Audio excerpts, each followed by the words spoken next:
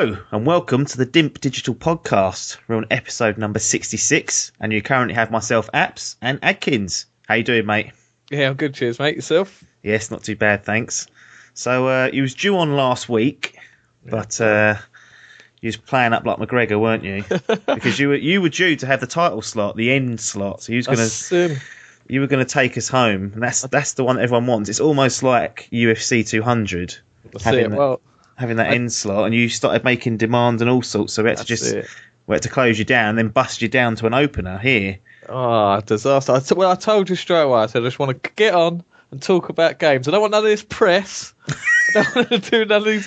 I don't want to do adverts, alright? Don't want to do any promo. No. I just concentrated on my gaming talk, that's all. Yeah, I mean, it's good, because now we've got you fresh off the boat. There's no outside distractions. Hopefully you've been swirling up thoughts and opinions for the two subjects that we've got for you. And those two subjects are Nioh. I think that's how we're going to pronounce it. Should we go with that? Yeah, go with Nioh. Nioh. That's the alpha that was released on the PlayStation Store a couple of weeks back. And also Mirror's Edge Catalyst, the beta for that. Yeah. Let's kick things off with Nioh, because polarizing would be one word to describe this particular game. So Team Ninja responsible for developing this. Yeah. Okay, obviously they're famous for Ninja Gaiden and some Dead or Alive games and whatnot, but Ninja Gaiden's probably their main kind of high profile one itself. Did you have much experience with their games previously? I know they've also done things like Hyrule Warriors as well. Yeah, I developed stuff for. I own 3 Ninja Gaiden games. Yep. Yeah, I've got Ninja Gaiden Sigma on the PS3. Yeah. Number 2 on the Xbox 360, and number 2 Sigma on the PS3. And my bet is that you didn't complete any of them. Nope. I had the first one actually. Ninja Gaiden. I had that on Xbox, the original one. Yeah. I got up to about a tank area, and it's fucking well hard. Yeah. Yeah, they games are hard as bulk. They are renowned for their difficulty. And was that the main reason why, do you think, that you didn't get through to him? Because, I mean, we're going back, a long old time. I mean, Sigma was 2007, so that's almost 10 years old in itself. So was it a difficulty thing, or was it a mechanical thing? Did you enjoy what was going on? I enjoyed it. I think easier Lego games started coming out, and that took my attention. It really busts down, doesn't it? The entry level for gaming, when you've got Lego games that you can just complete with one button, pretty much. Yeah, press A to win. Yeah.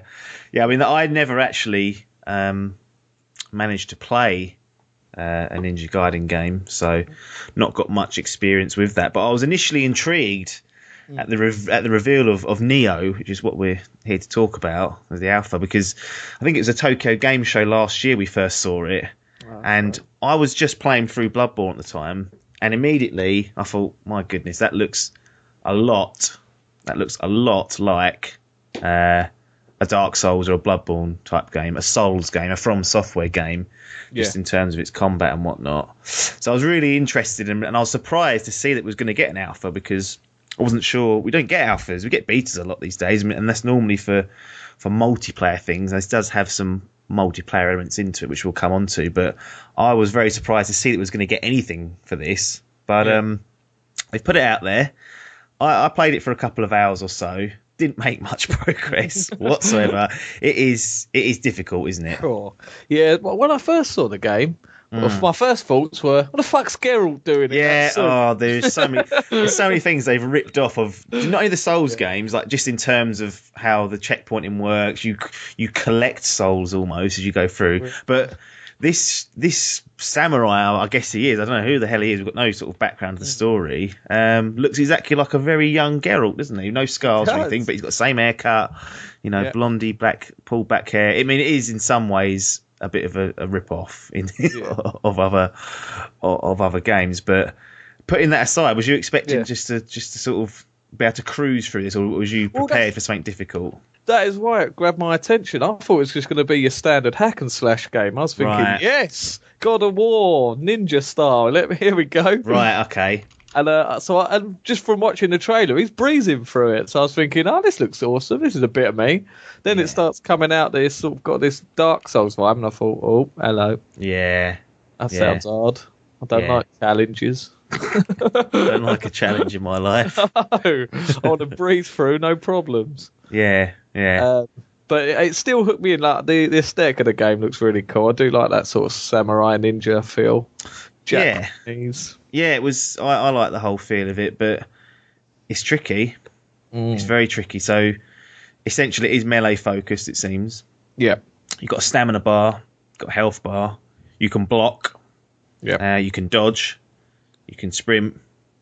And you can also, which I found very interesting, you can actually change your stance, can't you? You can go from a medium stance to a low stance to a high stance. And reading up on it, they essentially offer you different attack patterns. So I'm making this up, but the high stance might offer you a more powerful but a longer animation to do it. So you can kind of flip between you could probably make a style out of it and think, right, I'm more going to be better with a quicker style. Let's go for the low stance. And I've been told, I don't know how you do it again because it doesn't give you a lot of the game. No, that's one thing I did find very confused. I mean, I know I've never played any of the Dark Souls games. They don't tell you anything either.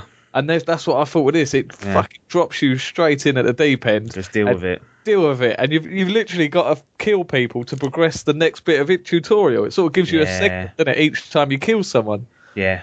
But you're there, pants down, just like, go on then, off you go. Yeah.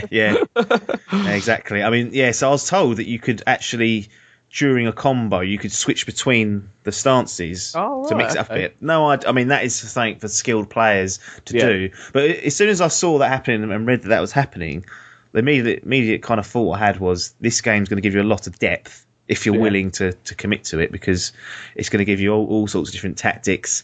So essentially, you're working through an environment with lots of enemies, and it's all melee focused. It's unforgiving as anything. Your stamina drains very, very quickly, and the only thing that really got on my nerves was with the stamina gauge going down. When you run out, he just kind of stops and goes like to catch his breath, and it really can cost you at times. Cool, yeah, that's what happened to me with that first geezer. I just went all guns blazing.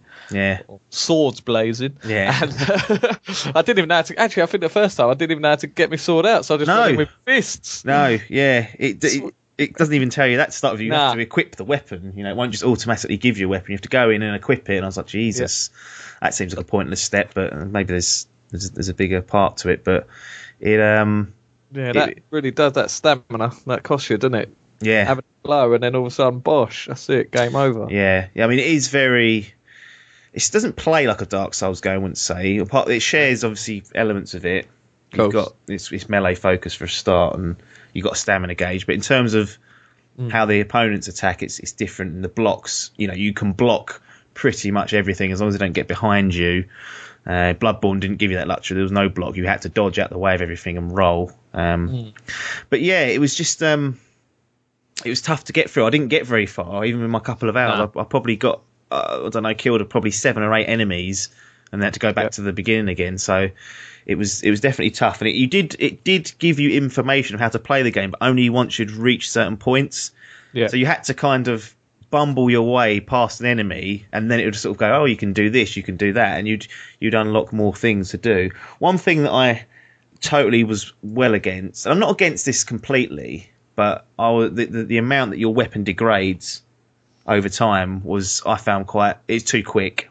Really? I didn't even know how to find that out. No, see, it's just another problem. I had to spend time in the menus for 10 minutes and fuck about doing that. And I could see that my initial sword was degraded. I had to then use a massive, great big spear, and I didn't want to use a spear, but that's all I had.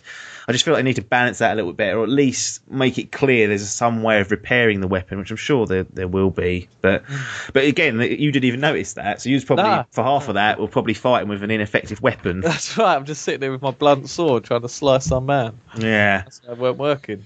So the question for you is this your type of game? Because it is challenging. It's not gonna give you much in the way of help. Yeah. Is it something you're going to have to sit through and not just like rage quit out of? Yeah, I think it's something that I need to commit to and like not have anything else on my plate. Oh yeah. So hopefully it's released at a time where there's nothing coming up. Mm-hmm. See, like now, if I was to take it, I'd play it, and then Uncharted to come out next month, and that's it. I'll probably never go back to it. Yeah, exactly. But I'd like to, because like I said, I've never actually sat down with a Dark Souls game and gave them a proper go. So or Bloodborne. So and I did find myself. I played it for about an hour myself, and so from the sounds of it, I said that I might have got to about the same sort of point as you. I killed about 7 people. Yeah. And I did find myself thinking, fucking hell, this is hard, and turn it off. But after I turned it off, I sort of resonated with me, and I thought, I do want to go back and try and get a bit further. Yeah, it does have that kind of hooks you in, and you do just want to keep improving, because you do get better. You notice immediately. Yeah. You'll get better, and you think, oh, I didn't have to. And you'll better take on 2 enemies at a time, then 3, then they chuck ranged people in, and it starts, you start learning the basics of it. But it just felt like for an alpha, I don't know. I had this problem with the Tomorrow Children. It didn't tell me enough of what to do. I found it frustrating. No. Now, granted, the alpha's not there as a demo. It's not there to make me buy it. It's there to test their kind of multiplayer element, which I don't know if you notice, but there's red kind of spectres on the floor where people have died. And if you touch their, whatever it is, their dead soul, then a version of the player that died there will come up and you can fight them. And what you essentially use it to do is get their loot. So you kill them, you get all their loot, but they're a lot harder than your bog standard kind of guys, and even a level 1 person, they're a lot more intelligent. I don't know if they mimic the style of the player. I mean, that'd be really cool if they did, but they certainly, you're going to have to sort of dip into that every now and again, I think, just to get some new gear and better gear. So maybe they were just testing that part of it to see if that had worked. How did you think the aesthetic of it looked? Did it look nice? Did it run nice? Where did you get to on that point? I was just about to comment, actually. I've never seen it before on an alpha. The game actually gave you 2 options, didn't it? You could choose to have a better resolution or a better frame rate. Sure. So I thought, that's quite an interesting result. But I thought it looked fine. I saw a lot of comments on forums and stuff were saying that the graphics absolute dog shit. Yeah. That looked fine. PS2 graphics was one of the comments. They're mad. These people are mad. They're mental. Yeah. No, I thought it was good. It's not the best looking game on PlayStation 4 by any stretch of imagination, but I didn't look at it and think, oh, disgusting. No. I thought it's good. I didn't get that far, but I've obviously seen it in the trailers. When you get to the big bastards, they got this sort of like ink effect coming off them. I thought that was really cool. Yeah. I like the whole setting of it. I like the aesthetic of it. Yeah, it's got that dark gothic-y feel. Like, I know it comes with the Dark Souls games. It's going to keep getting mentioned, but I really did like that sort of Japanese, ancient Japanese. Yeah, like old school, like samurai stuff. I mean, it's certainly going to have a different kind of lore to it, and we will see. I mean, going back to your point, you're right to bring up the fact that a notable sort of almost a milestone in a console game is that you can choose between a higher frame rate. Or a higher resolution. You can take a hit on that. No, not on a console game. I mean, maybe it happens and slipped under the radar, but not. It's common on PCs. But I think more should be offering this option. Yeah, personally. Definitely. Yeah. And with the PlayStation Nioh, as it's been codenamed, sniffing around, you kind of think, well, is there going to be more options like this? So you can switch it onto Nioh mode or something, and then it'll run even better. Nioh on the Nioh. Yeah, I don't see. It's not. I wanted to bring a Matrix time with it. They better not. But there is it's a good option to have, and I'm glad to see it there. And hopefully more games adopt this. So I'd be happy with that in Uncharted. Like play that. A lot of people like a slightly the 720p but 60. Yeah, I'd be happy with that. Yeah, I think we all would, wouldn't we? Yeah. But I'm interested. Whether I will ever get the time or perceive to get the time to actually sit there and play through this properly, I don't know. It was an alpha. It was a little bit rough around the edges, but there's a lot to learn there. I think you're going to have to use things like guides and wikis to kind of work out tactics. Watching other people, I know it's a form of cheating, but just watching other people play it, that did sort of give me ideas and thought, oh, okay, all right, I see. They make it look easy, didn't they, some people? Yeah, so that one the first game trailer, I thought, fuck it, this is brilliant, this is a hack and slash game. Yeah. It's like God of War or something like that. I thought, fuck it, I can breeze through this. Wow. Couldn't. But yeah, we'll see, time will tell. Time will tell. So that's Nioh Alpha. That was a nice little surprise to have that drop and get to play through that. We'll see. So there's a long way. I'm reluctant to even mention things like how it looked because it's an alpha, and the same with when we talk about Mirror's Edge Catalyst. I kind of think, is it fair to even mention things like frame rates and things on a beta or an alpha because they're not the finished article, but people are interested in those things. But Nioh is It's not going to be for everyone again. You can't. It's not going to be. It won't be a high seller. It's going to be one of those games where, the mechanics seem solid enough. You just got to go away and put the effort in to learn it if you're going to get anything out of it. So we'll see how that one pans out. Next one, Mirror's Edge Catalyst. So gone open world. Really like that. Because you recently played through the original Mirror's Edge in preparation for this almost. In prep, yeah. After I played the beta, actually, number 2 beta. Catalyst. Oh, right. Well, there you go then. So I had it on my Steam list. I had it on 360 actually. Didn't even play it. Sold it because I bought it on play. I sold it. I think I traded it into CEX or something. Still in this cellophane wrapper. Jesus. And then got a good sale. Yeah, for that. Probably gave me about 160 for it. Yeah. Well. And bought it on PC because I've heard they've improved the graphics. Yeah. So so I played a bit of the beta and thought, I need to finish that one. So I steamed through it. So what did you think of the original Mirror's Edge? I mean, it's 2008. That's the thing. I had to cast my mind back to try and think. Right, forget what's been since then. Sure. All these first-person shooter games now where you can jump over ledges and double jump and all that crap. So I cut all that out. And I thought, fucking hell, for that time, this is very innovative. Yeah. What they've done here, brilliant. About 2 hours, though, wasn't it? Yeah, well, I steamed through it. There were collectibles, which I did bin, to be fair. Normally, I'm a sucker for collectibles.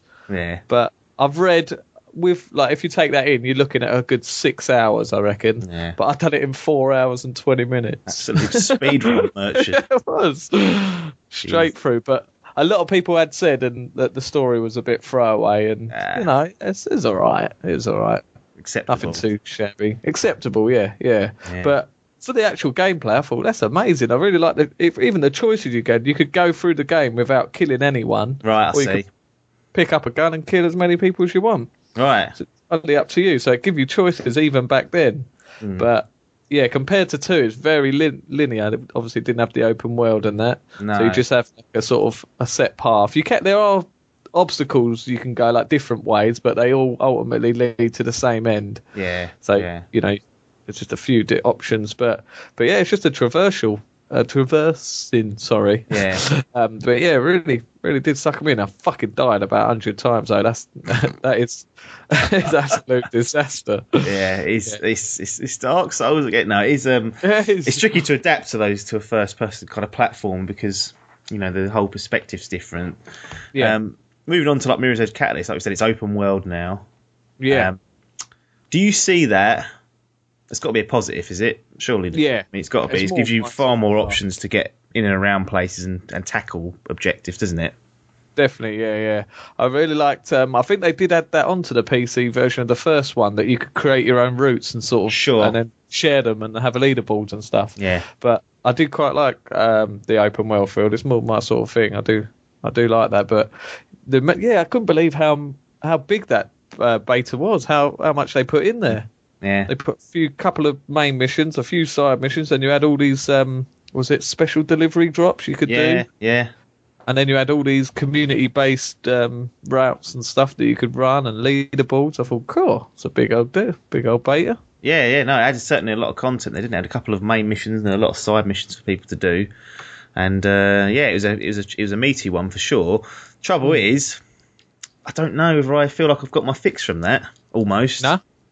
I feel like I might have done already. Yeah, I do remember you saying the other podcast we did. You were saying that you don't want another open world game full of menial tasks. Yeah, I don't, and that is, maybe for the greater good of this game. There's a lot different, but there is. I could notice already. There's still bollocks on there. There's still bollocks of collecting shit, and I was like, well, I'm not going to be getting those chips, am I? I'm not going to be roaring around. Oh yeah, that's it. It was it's weird. I like the world they've set this in. That near future sterile dystopia. Yeah, it's a great world. And this is obviously a prequel to the first one, so cool. Yeah, I think they need to make the story a lot stronger with this one. Was it not very good in Mirror's Edge then? It was, like I say, it was fine, but it need with this because it was so linear. Yeah.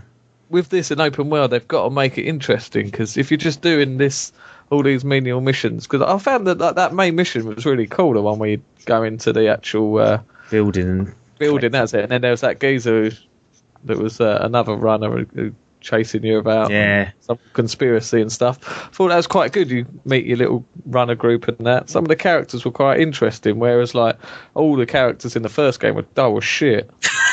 And it was all the cutscenes in the first game were all sort of comic book strip.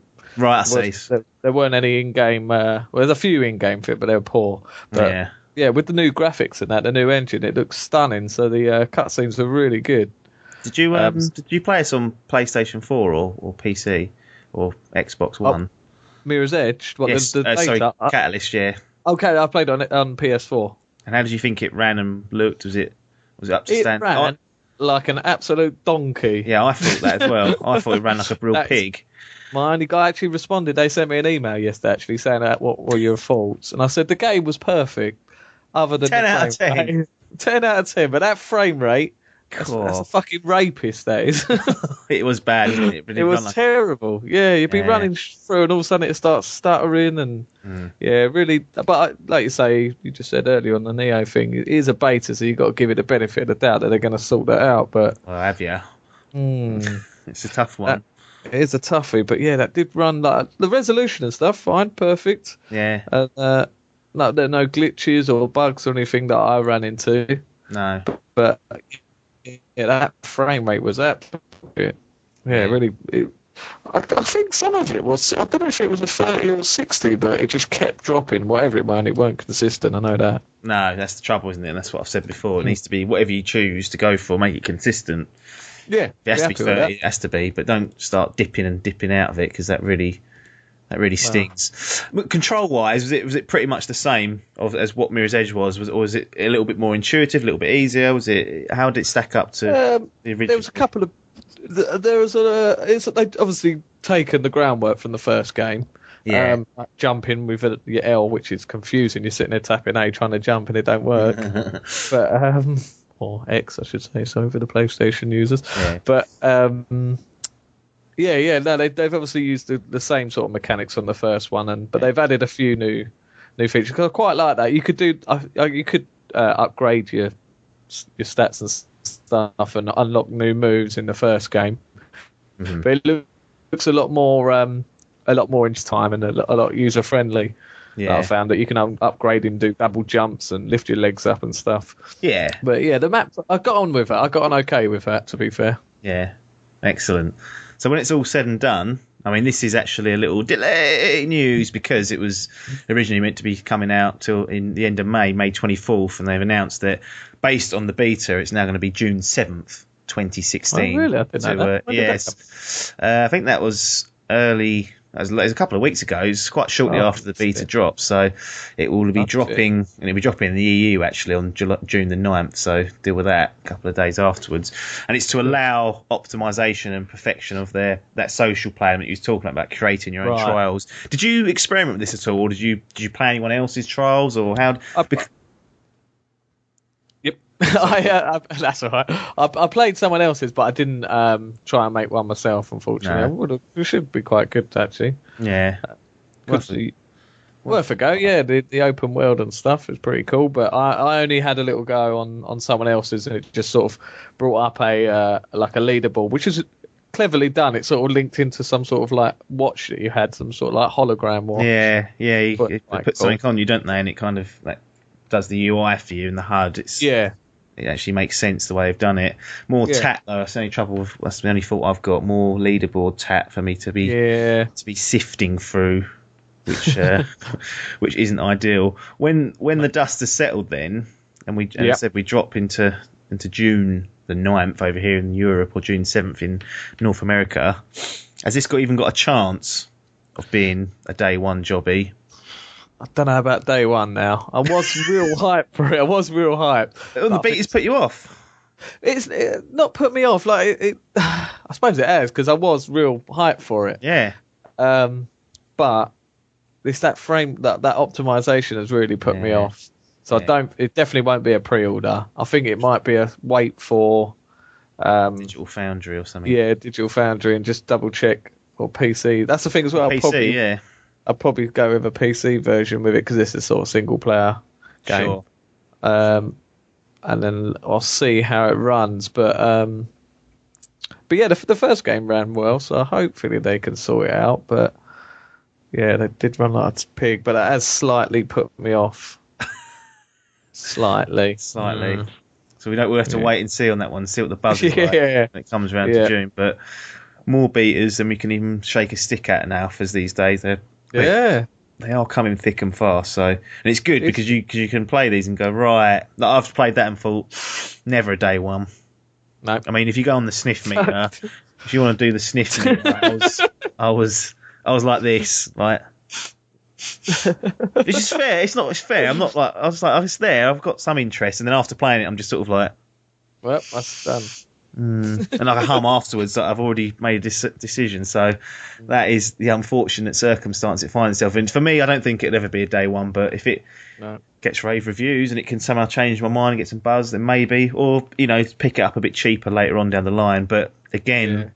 I don't need another open world game in my life. But this particular game lends itself towards that because, in a way, some people consider this almost like a racing game because you're trying to find the most efficient route, aren't you, through the world? And there's a little bit of combat in there, like hand-to-hand stuff, which has changed because obviously you said in Mirror's Edge you could pick up guns. They've said they're not going to have any gunplay, so it's all going to be hand-to-hand stuff. But it's all about building up that shield meter, isn't it? That shield focus and being able to keep your speed up, and that's where people are going to get the most fun out of this. People that like and enjoy those type of things. I'm not sure the moment to moment missions are going to be enough because how many buildings can you go in and get a bit of intel and back out of? Yeah, that's my only concern. True. But we'll see. Mirror's Edge Catalyst due to drop June the 7th in North America, June the 9th in Europe. So look out for that one. I'm sure we'll cover that when it comes nearer to the time. But that's it for you, Mr. Adkins. You are relieved for this particular segment of the podcast, so thanks very much for joining us. You're welcome. Adkins out. So I'm now joined by Logan the Reliable. Installed and helicoptered in for the last part of this week's podcast. Obviously we've recorded this in 2 separate sessions, and unfortunately last night I've gone out and drank too much. So if I slur more than usual, or if I seem slow or uninterested, that is the reason why. There's been my body's taken a bit of a toll, and it's now 9:45 in the morning, which is earlier than usually I'll be getting up. But let's move on. We've got games to talk about. It's the middle of the podcast. Shouldn't be bringing it down with that bollocks. We spoke in depth last week about Call of Duty Infinite. We was working off of rumours. We didn't really know what they was going to do, but there was strong rumours suggesting that it was definitely coming. It was going to be set in space, and that there could be a Call of Duty Modern Warfare remaster. They seem to have dropped the 4 from that now, so they've been that. And it comes to Tuesday when we was expecting the reveal. Robert Shafar's brother, there it is. It arrives. We get the trailer. It shows that it's going into a space kind of scenario, and we've got a release date of November the 4th, and that Call of Duty Modern Warfare is going to be remastered. But as you rightly pointed out, it's not going to be remastered and set on its own. And also, the good call you made, the foresight you had, was it also being an edition of the game that's more expensive. Inevitably, yeah. Yeah. So essentially what we've got, the facts are, is that you can buy Call of Duty Infinite, which is the new version of CoD. That's what they're going for with space. You can get that and pick it up for the standard kind of £45, $60. If you want the Modern Warfare remaster, that is not being sold separately. And Activision and Infinity Ward have come out and said, we're not going to be doing that, although I find it hard to believe at some point in the future that won't arrive. But if you do want it now and you want it this year, you're going to have to fork out for the Legacy Edition, which is £69 currently on Amazon. So what does that mean to you? That is a stinger for you, really, because you didn't want to hand over their money and feel like they've got one over on you, and to do £70 essentially, they will be laughing at that. It's a bit of a tough one. Look, to spite your face. Yeah, it is one of them situations where I just go no out of principle, but when you actually break it down, you go, right, £70 really, I can get that for. That's 2 games, full price or full release games essentially for £35 each. Yep. So when you break it down like that, it's not too bad. But the trouble is, I will go, right, is this Infinite Warfare any good? No. I haven't liked it probably since Black Ops 2. I think that's when it started going downhill for me as a game that I'm going to play regularly online. So that's many edition I've just thrown to the wayside. Just quickly on that. Yeah. Do you notice the differences between, you know how they've got 3 developers? Yeah. And look, they had 2 back in the day, didn't they? Treyarch and Infinity Ward. Mm-hmm. I know early on there was quite a big difference because we had World War II, and then I think we had one set in the Pacific War. So there's quite, and obviously we had Modern Warfare that was coming out at the time. Did you used to notice the difference between the 2 developers? Did it feel fresh enough, or did it just feel like this is the same COD, just with a new skin bolted on? No, I mean, if we go back to when they released World at War, for example, I think that might have been the first one that Treyarch did. Yeah. And you did notice it. I didn't personally think it looked as good. The graphics were a little bit fucking grey, wasn't it? Yeah, it's just the graphics weren't as good, and you could tell they had their subtle differences. Gameplay wise, it was relatively similar, I think, but you could tell that it was a different company making it. Yeah. And then I'm trying to really think now on the sort of through to Black Ops and the Modern Warfare 2 and 3 and stuff like that. I think there was a difference, but not massively. It was very subtle. I can't really even describe to you off the top of my head how you could tell by the way they were going with it. Like, I think at the time Treyarch were a bit more sort of trying to do a bit more funky stuff with the weapons and attachments and stuff. I think they brought in a crossbow and a few little bits and bobs like that. And while we were still on Modern Warfare 2 and 3, they were keeping it very sort of to what they'd done before, really, you could say. So you could tell the difference. You could tell that Treyarch were trying to sort of break in a bit, but nowadays I couldn't even tell you because I haven't probably played it enough to even notice the difference. It's just I keep saying they just kept bolting shit on, and it got to a point where it was just too manic and out there, and it just wasn't that good. But anyway, we detract. So we got obviously the Legacy Edition, like you were saying, and it's 2 full price games of £35. Mm-hmm.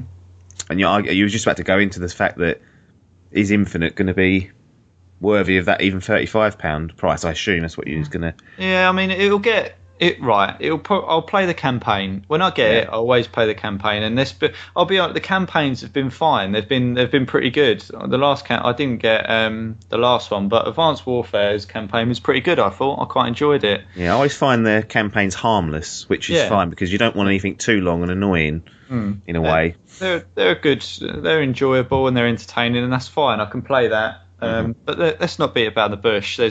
If Modern Warfare 2's if Modern Warfare's sniffing around there, I ain't going to be playing Infinite Warfare Online, and I won't enjoy it. I know now that judging by what they've shown me and what they're going for, I will not enjoy it because that is not what I want from a Call of Duty game. So I won't get my money's worth out of it of what I see in a Call of Duty game from playing it online because I won't. I think a lot of people won't, will they? Because there's going to be a difference in how it plays. It's going to be a big difference. Yeah. You can't just flip-flop between 2 of them and be good at both. Well, some people have strengths in certain areas, but I can't see many people have to have the skill to be able to just go from one to the other because, as we was talking offline, Call of Duty Modern Warfare is 9 years old. I can't believe that. 9 years old, Logan. I must have started playing that when I was... fuck. It was all on it. 1920, wouldn't we? Yeah. Fucking hell, it was that long ago. It was, yeah. Jesus, yeah. Everyone was on it. I remember when we used to go on Xbox 360. I think I've got 60 friends on there, and there's 60 people. Well, maybe it's 40. I know every single one of them, either from school or work or whatever. And I remember I used to go on there every evening, like everyone did, and the list would be full of at least 15 people playing Call of Duty 4 Modern Warfare. It was big, wasn't it? We almost had enough at times to do a private lobby. Yeah. And that is ridiculous because nowadays you go, can we get 4 of us on at once to play a game? That is a challenge. Yeah. So it was almost a banker. I mean, nowadays we schedule it in, but those days it was a banker that generally, if it was a weekday night, we'd be on it. and 11 o'clock would be the cut-off point. Yeah. Just flaking. Yeah. But everyone would be playing that, and I know for a fact everyone that buys this Legacy Edition ain't going to be playing that Infinite Warfare. Well, you wouldn't get it otherwise, would you? You just get the normal one. You just get the normal one. So I expect everyone, or the majority of people that get that, will be going, right, give me that Modern Warfare 2. Why do I keep calling it that? Give me that Modern Warfare. Yeah. And you know, where I said to you last time, I'm a bit worried about what they're going to be chucking out, and is it going to be getting the attention it deserves? Yeah. My God, does it look like it's getting the attention it deserves? They know that they need to do a number on this, and honestly, I forgot how dated it was. Yeah, I mean, we just looked at a comparison video, the pair of us, and I said to you, I was like, I can't believe how barren these parts of the map look, and now they've really gone to town, adding completely new textures, revamping, not changing the structure of the map, they've revamped the objects behind it, making it look a little bit busier, adding debris all over the floor, you're right, I just couldn't believe how dated it did look. I was thinking, that's got to, still look good. It probably still looks good, but it certainly was empty if you were looking at those and going back to playing it now. Yeah. We mentioned it's 9 years old. Is there any concern from your end of the table that it might be too old? No. It might feel and play poor, as I would say. No, I don't think so. I've got a feeling. I mean, they said they're going to be changing all the audio files, updating them. I've got a feeling they're going to make sure it runs, as I like to say, smooth as dicks. I can't see them not doing that. I mean, I don't know if it's a bit of console snobbery, but I've been watching a lot of CSGO recently. Right. And look, that's not the most engaging of maps or detail on guns and things. It's okay, but it's not built like that. It's built for good gameplay. It's built so that it plays well in these competitions, and there's choke points, and that's how it, and that's what was good about Call of Duty. So, and I said to you before, all of these maps really are brilliant. There's not one on there that isn't brilliant. They all played so well, and I think that will shine through on this. I really do. I don't know if I've got a bit of Destiny syndrome in this game, but I don't think there's any doubt about that. But the fact is, everyone almost did or had it at the time because it blew everyone away. I mean, there's nothing that has been released since that which I would say tops it as a first-person shooter online multiplayer. Sure. And that may be a controversial statement. There's been some good games released. TitanFall's a great game. Modern Warfare 2 is a great game. But this, honestly, there was maps come up now, and I go, oh, I don't really want to play that one, or oh, it's not that good, or I don't enjoy it. Literally, I could go through all the Call of Duty Modern Warfare maps and just go, this is a great map, this is a great map. There is not one bad map on that.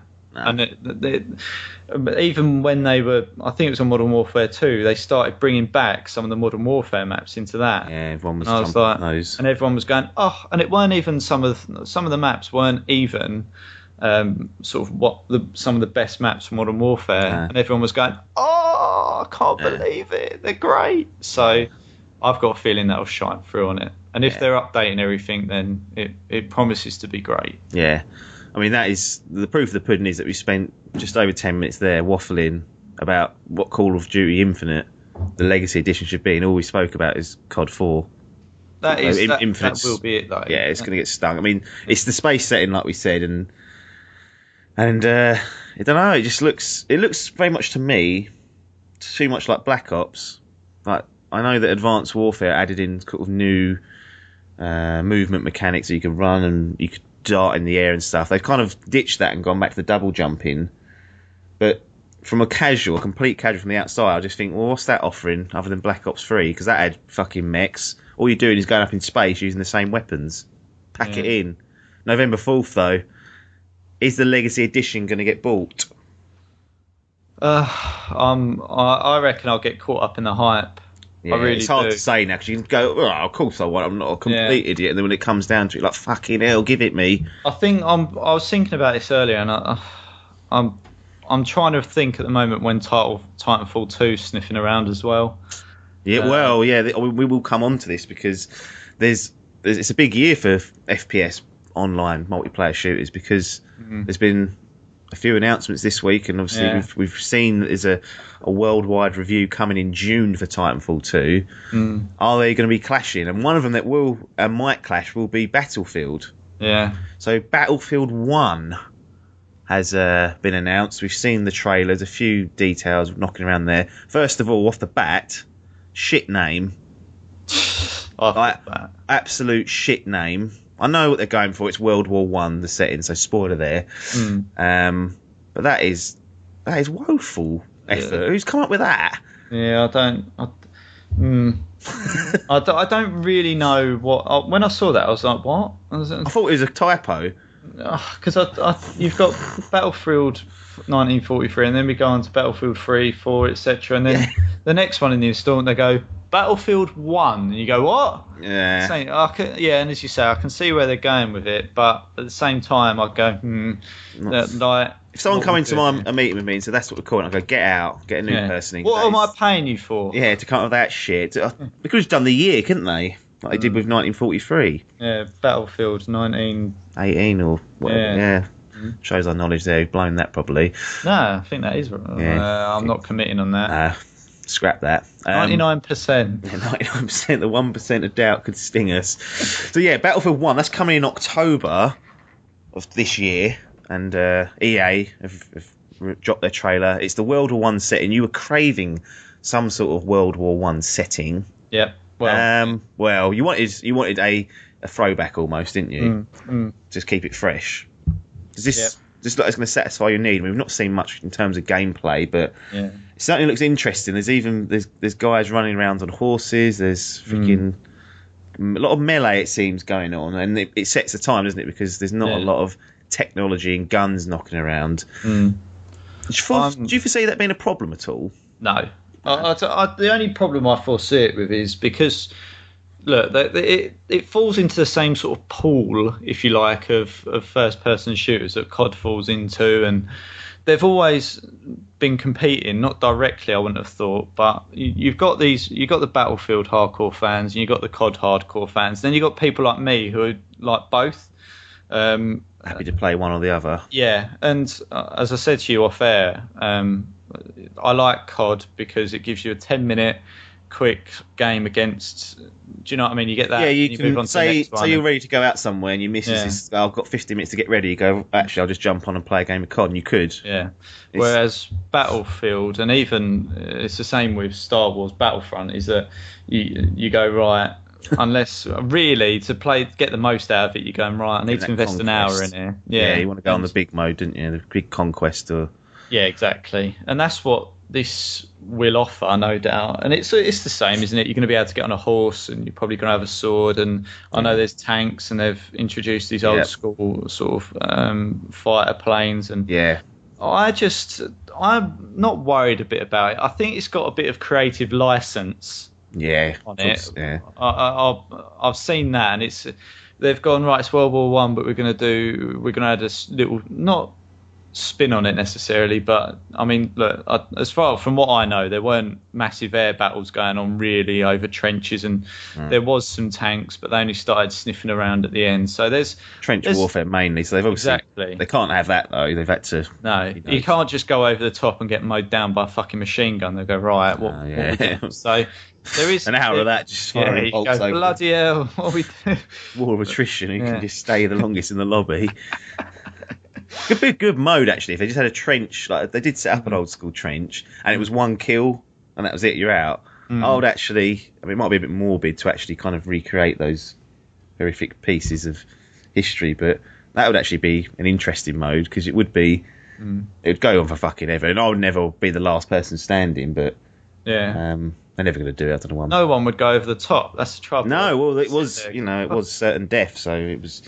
It'd be interesting if they did that, and then in the way that they did in the trench, if you didn't go over, you get shot. Yeah. So and then if you sort of stay where you are, you've got to keep moving forwards, and it comes up. And then if you don't, you get shot. So you've got to keep moving forwards. I don't know. Maybe you're right. Maybe that's a bit too close to the realism to be able to be doing it. But I know what you mean, and it looks good though. It does look quite good. Look nice, very good trailer. I love the trailer. Seven Nation of Army kicking in, and I was impressed with that, and it got me sniffing. Would you sniff though? Because Battlefield is not your. I can't even remember playing a Battlefield with you. No, well, I did when I first got the PlayStation 4. Who had it? I think Biff had it, and I borrowed it off him just to play the campaign. And I played with him online a few times. Not like massively. I never got addicted to it.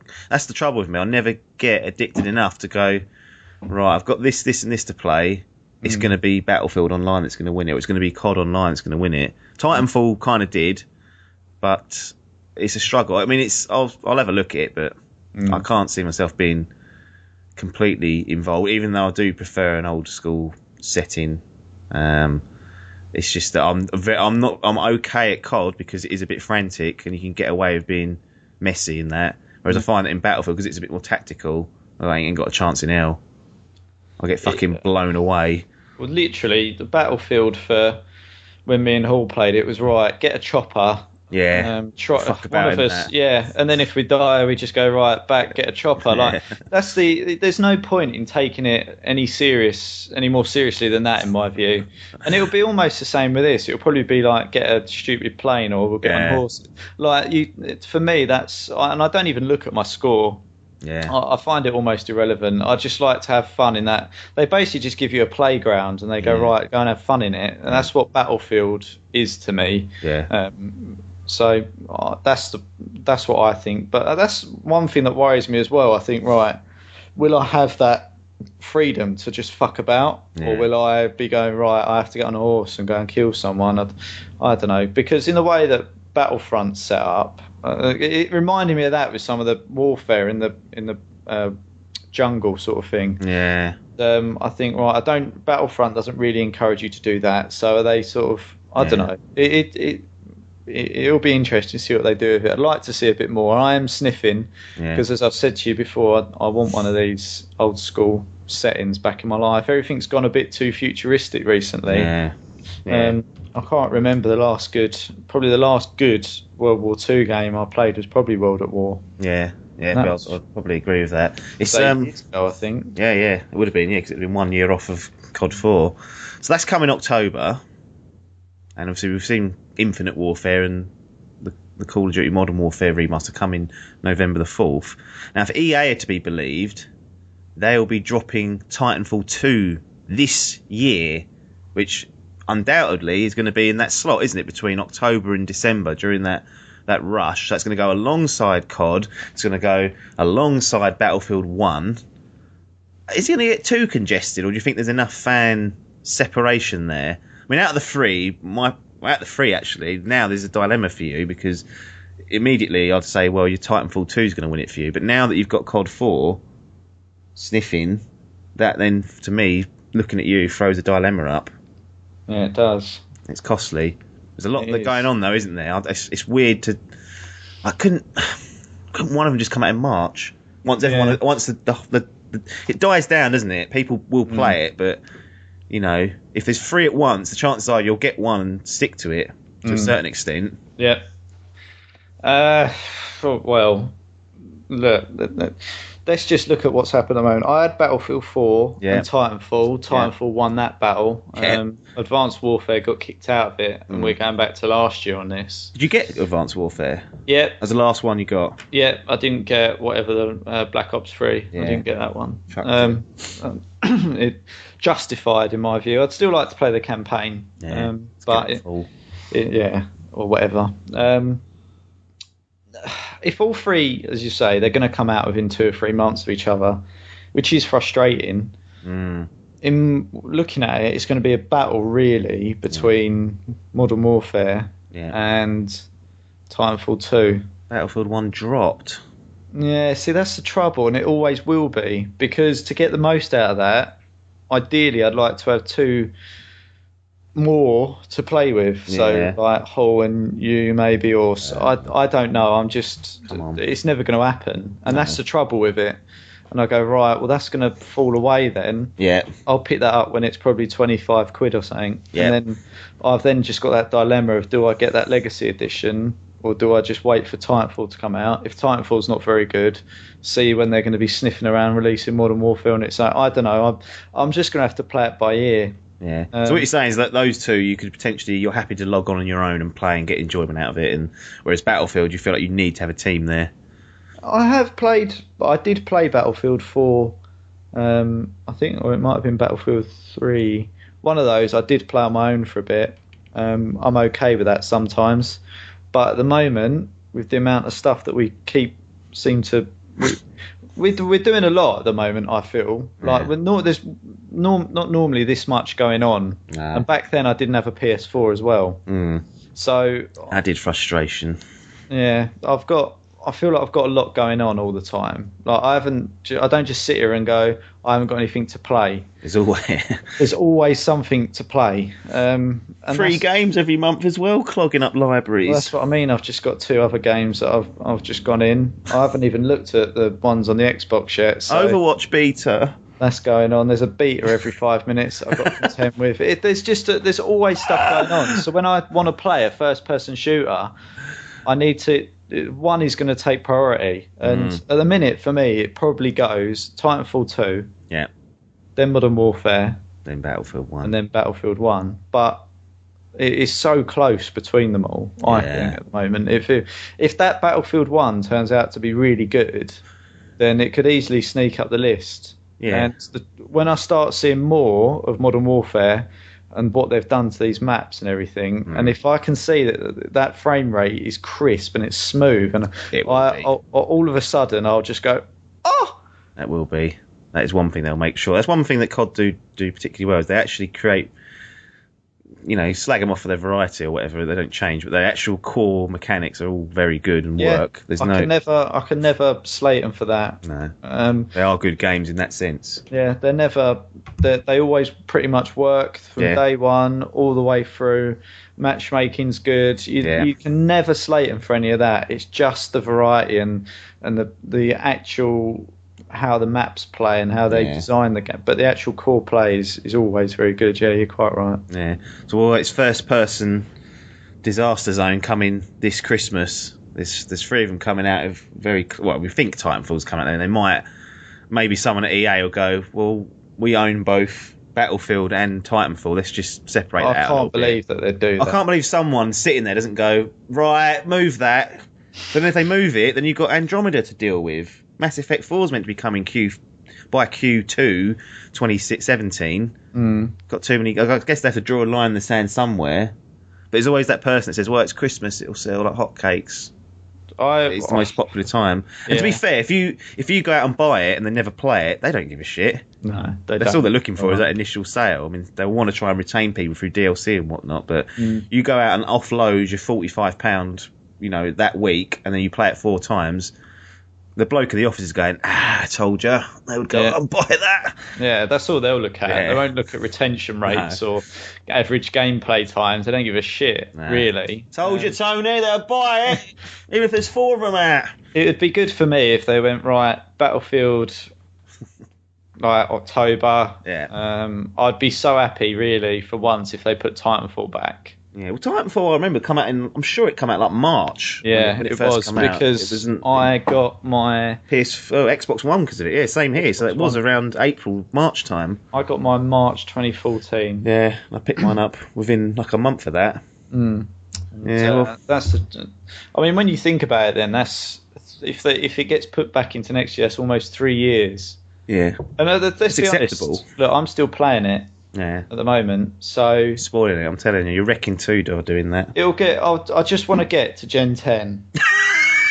I just want to do that. That is absurd. I'm on Gen 9 at the moment, and I just need to complete a few more challenges to be able to Gen again, and then I've done it. I Gen'd once, and I was like, I ain't doing that again. Yeah. But as you go up, you level up quicker. Yeah. It's just completely ridiculous because don't just do those stupid. There's like specific challenges that are what the problem a pain in the bollocks. They make you level up quicker so that you can get the guns you need quicker to be able to do the challenges to then gen up again. Yeah. I'm not sure. I don't mind doing 1 or 2, but honestly, some of them are just so hard. Like some of them, you got to be MVP 50 times. You go, right, that ain't happening, and you end up having to save up 100,000 credits to go skip that. Oh, you can skip them. You can skip them, but honestly, it takes you hours and hours to save up enough credits to do one skip challenge. So. I hope to God, the very last challenge is you got a laser shot the ejecting pilot. Some of them are really hard. Some of them, honestly, if you didn't, there's an achievement for doing all the challenges to Gen up to Gen 10 and not skip any. The real haul. Honestly, you'd be there so long doing some of them. I'm not even exaggerating. It would take you days, absolute days to do. Deary me. Well, there you go. That is first-person town sorted out for a little while. This past week it has been May the 4th, so obviously it's Star Wars Day. Everyone goes mental on Star Wars. There's actually someone on Facebook who I won't name, but they put Happy Star Wars Day, everyone, like 10 o'clock in the morning. And at 11 o'clock, after there's like, also happy birthday to my son. I was like, hang on. How's that priorities? Yeah. have you got that swapped about? Wake up. It amazes me that it's even being called. I saw a few people saying Happy Star Wars Day. I'm like, how have they got this unofficial title just from it coincidentally sounding like May the Force be with you? Yeah. Fucking lucky bastards, honestly. Yeah, they've done well out of that, haven't they? So EA have kind of released a few, details about what their plans are with Star Wars. So one of the most interesting ones that I've picked out is that there's going to be a new Star Wars game coming. We don't know when, years down the line. It's going to have the director of God of War 3 heading it up, so he'll be running the show. And it's going to be a third-person action-adventure by none other than Titanfall developer Respawn Entertainment. That's interesting. So interesting is the word, yeah. I mean, third-person action-adventure is the biggest load of bollocks. Like, well, that doesn't mean anything. That could literally be anything. I've never heard any least specific answer ever. But it's interesting that we know that Titanfall 2 is coming, that they're obviously gearing up and starting work on another game. So that would suggest to me that Respawn, relatively new in the developer space, the people there aren't, but they're a new company that's founded, and now being able to churn out perhaps 2 games simultaneously. So they're obviously growing in their stature, and EA are pushing that. What do you make of that? I mean, that's quite a difference to what they've done previously. A lot of the guys were at Infinity Ward doing Call of Duty first-person shooters. They go to Titanfall. That is a first-person shooter masterpiece. Now they're going third-person. Different dynamics, different situations to deal with. Do you have confidence that Respawn can produce a good Star Wars game in that genre? Look, let's just be honest. They've produced probably 2 of the best first-person shooters that I've ever played. Like, they were that good. They deserve a chance to see what they can do with something slightly different. I've got confidence in these guys solely because they've earned done. They've earned it. They've earned a shot at doing something a bit different, and maybe they've said we actually want to do something a bit different. Absolutely, yeah. I think that a lot of people forget that. I mean, if I was doing the same shit every day, I'd go, right, I need to work on something a bit different here. I've got these ideas. Well, people do it your job, don't you? You think, fuck this, after a few years, I want to do something, even if it's, if it's not bad, you think, I want to do something different. They've probably been doing the same thing for 10 years. Yeah.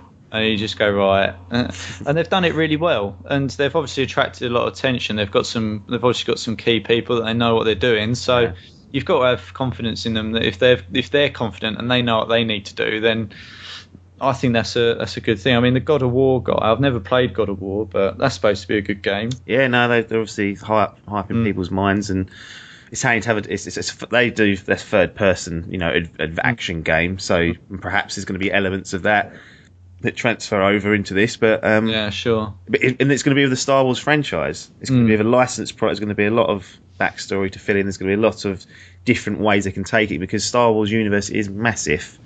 You can do all sorts of that. It's not just that though. EA are going to town this because they've got confirmation there's other games that are being worked on. So Visceral Games, who done Dead Space, DICE, it's probably going to be Battlefront, Capital Games, and BioWare and Motif are all working on their own Star Wars games as well. So they've got hold of this license and they're really looking to churn out a lot of volume of this. And why not cash in it? It's getting hot again. I think Episode 7 was a reasonable success, unless you ask Biff, who doesn't like anything, so you can't please him. You could give him £100 and he'd find a way to complain about it. But what do I have to do for this £100? What's going on? Give it to you. I don't know. It's it would be something like it's two £50 notes. How am I going to break that up? Oh, fuck off, mate. What are you doing? The Visceral Games is believed to be working on like an Uncharted-esque game based around Han Solo, which would be interesting. DICE, Battlefront, they're probably still working on that. Capital Games actually make mobile titles, so no surprise there. What they're going to be doing, there's going to be a mobile type of game coming out. It's a guarantee. There's some already out there. Motif are a brand new studio, and they're headed up by someone called Jade Raymond, who used to work and deal with Assassin's Creed. So that's good. No idea what those guys are doing. And obviously BioWare, one of my favourite developers, Dragon Age Inquisition, Mass Effect series, one of my favourite series of all time. And they also did very, very well received and loved one of the best Star Wars games ever made, if you were to ask people, Knights of the Old Republic. And that's kind of their first... That set the formula for Mass Effect, and I've got it on Steam, and I really want to go back and play it. Apparently the story's meant to be amazing. Gameplay's a little bit dated, but it's meant to be one of the best Star Wars games that's ever been made. Just the love that went into that. But it could be that they're continuing work on their MMO version, which is called The Old Republic. It could just mean that. It's the trouble with these statements. They don't really give us any indication. But yeah, going to town with Star Wars. Yeah. Absolutely going to town. I know you're a big Star Wars fan, so this could surely only mean good news. They seem like they've got a breadth of different kind of subject matters they're going to go into there. They're going to try and keep things, different genres of games they're aiming at. Yeah, I'm just worried it'll be a bit too much. Well, hopefully they won't do what they're doing this year and chuck 2 games on top of each other and go, well, deal with that. Well, this is the concern, isn't it? You all of a sudden got all these Star Wars games that are similar but different, doing slightly different things, and you go, right, what am I doing here? What are we doing? Which one do I go for? What? Yeah. I'm sure they won't, and maybe some of them will get dropped at some point. I don't know, mate. I don't know, but it'll be interesting to see where they go with it. I just don't know. I mean, it's just obviously with episode 7 coming out, it's all sort of recently got Rogue this year as well, haven't you? Which is a spin-off. Yeah. It's all very fresh. Yeah. So I can understand why they'd want to take advantage of that, and it is a very profitable franchise. But yeah, they've already got a Lego version of episode 7 coming, which I can't believe they hadn't done already. That's like a banker, isn't it? Yeah, Lego games. I used to like those Lego games when they first started coming out. They're a bit light-hearted. They're obviously for children and stuff, but everything now seems to have a Lego equivalent. I go, right, again, we're doing too much of this now. Yeah. Stop doing this all the time. Batman, Superman. Yeah. The good thing about Lego games, though, is Hobbit. You've only really got to pick them up if you're interested in that franchise, I guess. Yeah. Well, there's probably people out there that buy every single one, but I'm not particularly fond of... I don't mind Batman, but I wouldn't want to play a Lego game about him. He ain't that good. Same with The Hobbit. That's not getting a sniff. I gave that a little go, and the trouble is they're all very much the same. Yeah. Like the story almost becomes irrelevant. You're just breaking shit up. It's almost like a puzzle game. Yeah. Don't understand what we're doing. Exactly. I'm going to draw this to a close, but it'd be rude not to talk about one of the big games that's coming this week. Some of you people might have already got it, because depending on when you listen to this podcast, we drop on a Sunday. This particular title comes out Tuesday, the 10th of May. It's Naughty Dog, and it's Uncharted 4: A Thief's End. Reviews are out in the wild, and they look pretty good. And they're very good for my fantasy team, because this is my top pick, and that's justified it. I knew I had to bank this one because I thought it was going to cause problems, but Frankie Banker. Yeah, I had to, and it's worked out nicely on that front. Currently sitting at 94.05%. You're not going to get much better than game that. rankings, no. That is a good score. I'm getting it. It's as simple as that. It's already booked in, basically. Might even take a day off work next week for that. Oh. But well, sometimes. Yeah, it's needed. I just want to give it a good thrashing. It's the game you can as well. I just love it. I've not looked at any of the reviews. Like I say, I'm trying to avoid as much information. Spoilers. Well, there is that, and it's just make me own mind up. Yeah, and you can poison your mind by going, oh, just getting caught up on stupid comments. So you're best off just steering clear of it. But it's reviewing well. I'm getting it. Biff's going to get it. The question is, Mr. Logan, for you now, seeing that the critics are loving it, does this even get a look in?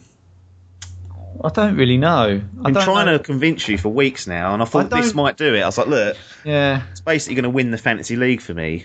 At no point did I ever think it was going to be a bad game. No. At no point at all. And look, it's going to be a good game, and it clearly is a good game, and people are enjoying it from the reviews.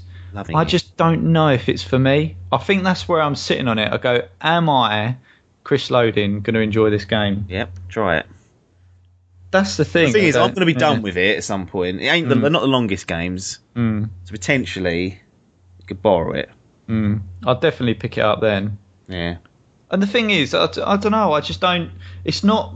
I don't tend to sit here and play an adventure game by myself. Do you like Indiana Jones? Yes. It's that in a video game.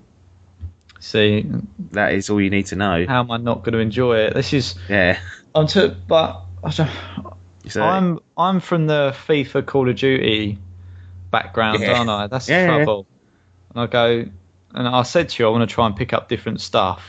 Yeah. And I thus far have. So this is part of that movement, I reckon. Yeah, I think it's part of my ongoing progression to be a better gamer. Get out of this fucking hole that I'm in. I think you're basically out of there, but yeah, I mean, this would certainly go a long ways. Look, it's clearly a very good game. Yeah. It could revolutionise me. I really enjoyed the beta. Well, the thing is, there is decent multiplayer there as well. If you need your fix on that front, it's there if you want it. Yeah, and I did enjoy the multiplayer on it as well. Yeah. So maybe it's an option. I have been thinking about it. I have been thinking about it, and keep them up at night. I'd definitely borrow it, but I kind of feel like it's a title that I'd like to buy and go. I did actually buy that, and it's sitting there. I mean, my list of bought PS4 games is relatively poor, so I think I owe it that courtesy. Yeah. I don't know. I will think about it. I am definitely sniffing. I did really enjoy the multiplayer, and it will play really well. So we'll see. Watch this space. Maybe next time we get together, I'd have gone yet. Played it, done it, hated it. Unbelievable comments. Yeah, I'd say if we're going to do the sniffer meter for me, it's just that's like top sniff. The sniffometer. The sniffometer. That is what is happening, and it's hurt my head actually because this hangover. That wasn't the best thing to do. It's sort of like, imagine a dog. It can smell something. And it can smell that food, and its nose sort of goes up a little bit. Yeah. And sort of goes. That's where I'm on the sniffometer at the moment. Well, there you go. I wonder if I'm wondering whether it will be Game of the Year, if it could possibly get that title. I mean, they have done in the past. On the horizon, I think you've got No Man's Sky, which is either going to be good or shit. I think that's going to be a polarising game, that one. Yeah, I'm feeling people will get bored with that. I really think Overwatch is going to get a good reception as well. Fucking hype train, that one is. Blizzard, people are playing it. They all fucking love it. No campaign, though, so no sale. So there's... It doesn't, again, I said to you before on this, it doesn't necessarily have to have a campaign to be a really good online game. Of course it fucking does. I know, not to be an online game, to be a game that I want to play. Yeah, I know that you're from that old school viewpoint. Yeah, it's just I don't play enough multiplayer to warrant going, put that on my shelf and play. Yeah, it's that sort of... Yeah. So it wears me out, multiplayer. It can be tiring. It's frustrating as well. Whereas at least on the single player, I can just shut off from any babble. That's the thing that annoys me. It's people's babble, and I don't want to play on my own either. I don't want to play with other people's babble and everything getting my ass kicked. I want to play with like you lot, but the babble, as nice as it is, gets on my fucking wick sometimes. Yeah, it gets on my wick. It got on top of me the other night. Yeah, well, that is what happens, unfortunately. Right, let's wrap this particular podcast up. We're done. And if you guys want to contact us, you can do. And basically, rather than reel them all off, we've got Twitter, Facebook, and it's all just /Dimp Digital. Website is there as well. Chappers has updated. He acknowledged the little dig last week, and he's apologised for his disgusting performance in the last few weeks. Said he's been busy doing best man stuff, and that's now surpassed. Poor excuse, really. I don't see how that's important. I've done it, and it is a botherance. And it's not necessarily that you don't have time. It's just that in your mind, that's all that's going on. It really can cost you. Yeah, it's just. And people say it's an honour. It fucking isn't. So don't be the best man if you can help it, is my advice. But yeah, dimpdigital.com is the one-stop shop for all things Dimp Digital. I've been having people asking, Logan, when your Division audio is going to drop for the review. So yeah, I need to fucking do that. It keeps falling off my brain radar. Yeah, well, I'm going to have to get on top of you, ain't I? Get on top of me and I'll do it. Yeah. Podcast-wise, obviously, if you listen to this and you've not subscribed, subscribe to us. It's the easiest way to get your fix from us guys every single week. And if you've got an Android device, hit up Player FM. Great app that I've started using. That's now my dominant podcast app. It's taken over from Pocket Casts. And it's not just got us on there, it's got other podcasts from around the world. So you can find everything and put it all on that. If you're on iTunes, if you're on Apple, if you're on Windows, we're there. Just put the name in. You will not find anything else to do with anything else. It is just us that have this ridiculous name. And you'll find us if you need us. Obviously, the YouTube channel, as I said, /Dimp Digital. Bit barren at the moment, but that's going to be changing in the next few weeks. There's going to be a lot more content going up, hopefully, when I get time to sit down and do it all. That's it for now, though. It's game over. It's goodbye from Logan. Bye. And it's goodbye from me, Apps. Fell asleep, sorry. Thanks for your time. Fuck you. And ta-da.